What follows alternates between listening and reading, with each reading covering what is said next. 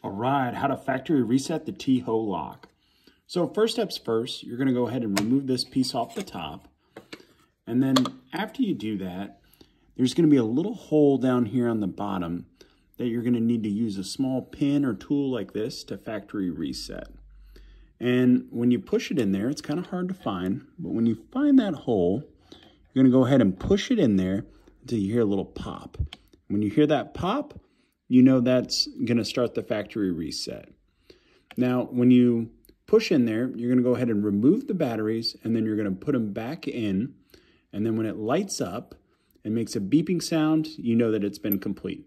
But the whole entire time, you're going to want to be pushing down on this button right here. So we're going to go ahead and do that. And I got it pretty loose in here, but I'm going to go ahead and remove these batteries. I have it pushed in. Hopefully you'll do it smoother than I'm doing it right here. And I'm getting these removed.